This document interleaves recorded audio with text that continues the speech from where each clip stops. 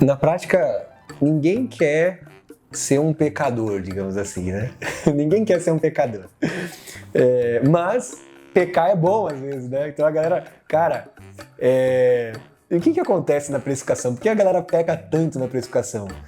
É porque, cara, vai pra linha mais fácil. E mais fácil é gostoso, né, cara? É rápido, você vai lá e faz, acabou, despachou, vá pra próxima, né? Só que isso também, cara, ao mesmo tempo, a gente sabe que toda vez que a gente peca em alguma coisa, a gente tá abrindo mão de algo que às vezes construísse algo muito melhor. Os 7 pecados da precificação, geralmente eles estão associados, cara, a você querer fazer as coisas de uma forma muito simples, simplificar coisas que você deveria parar um pouquinho mais ali para estruturar. Então não é só uma parte financeira, não é só uma parte de concorrência, é um pouquinho de cada coisa.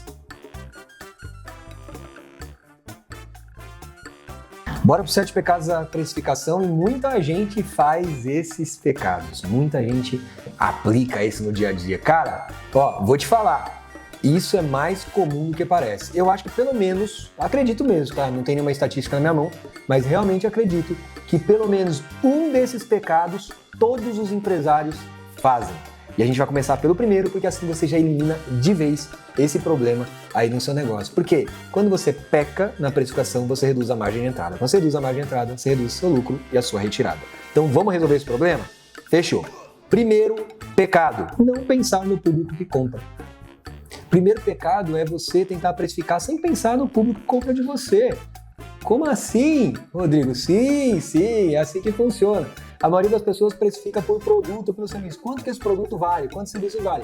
Só que você tem que lembrar o seguinte, o público é que define o quanto ele quer pagar. Então se você vende um café para uma executiva que trabalha dentro de uma empresa, um café, o mesmo café que você vende para essa executiva, que está querendo dar uma parada no dia, uma descansada, tomar aquele café tranquilo e tal, e você vende o mesmo café para uma pessoa que acabou de chegar do ônibus, desceu do ônibus, vai pegar e tomar esse café rápido para o trabalho. Você tem 2 padrões de consumo diferentes, você tem 2 níveis de consumo e capacidade de renda diferente. Cada cliente vai estar disposto a pagar um valor diferente por esse café.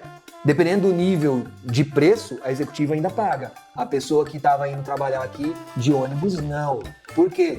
Porque ela fala, não, fica caro com o meu orçamento, tá? A executiva, não, eu mereço, né?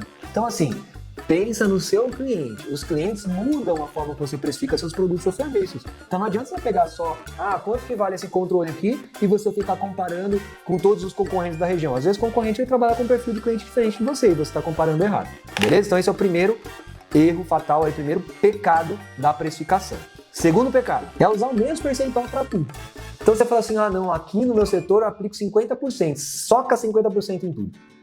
Por quê? Porque tem produto que aguenta mais, tem produto que aguenta menos, tem serviço que aguenta mais. Por quê? Quem define, novamente, é o cliente.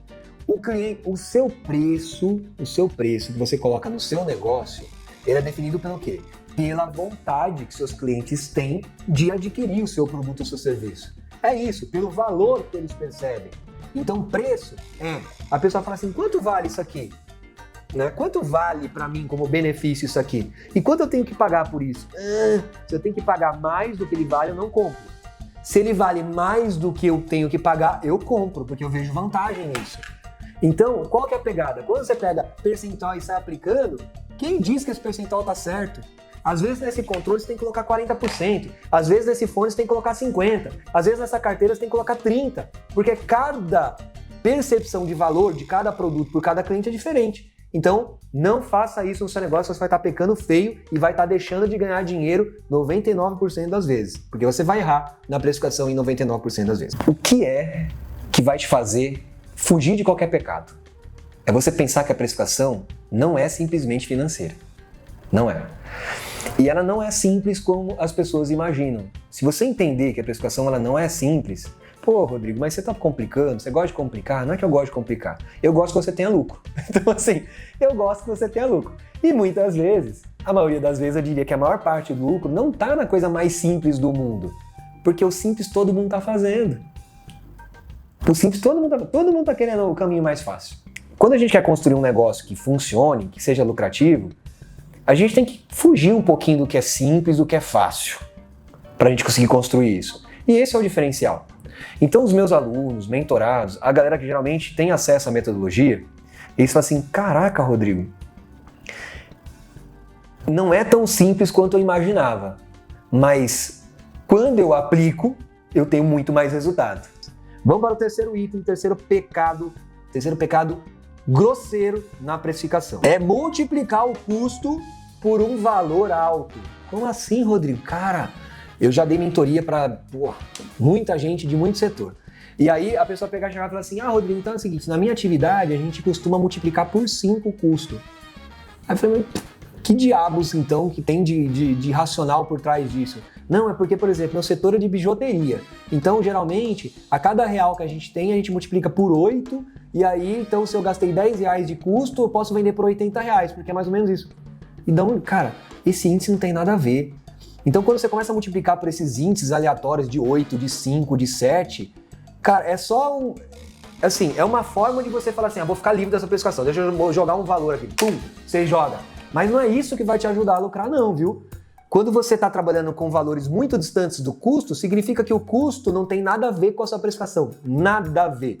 Então você tem que precificar de acordo com o valor de mercado, o valor percebido do cliente. Você não tem que ficar precificando por custo, não, tá bom? Então assim, quando você está usando um índice muito grande, significa que você não deveria estar usando o índice, você deveria estar olhando mais para o mercado, o quanto seu cliente está disposto a pagar, do que ficar usando esses markups loucos de 5, 6, 7. Fechou? Então foge desses markups, que esse valor que a gente coloca acima do custo. Foge deles quando eles são muito grandes. Eles não funcionam, tá bom?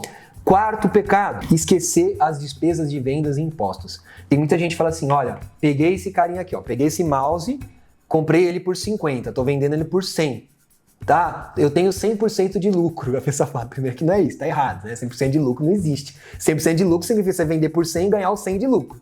E não é isso, né? Então tá errado esse termo 100% de lucro. Então olha só, quando a pessoa compra por 50 e vende por 100, significa que ela tem 50 de espaço entre o preço e o custo. Tem 50. Só que esse 50 ele não é real.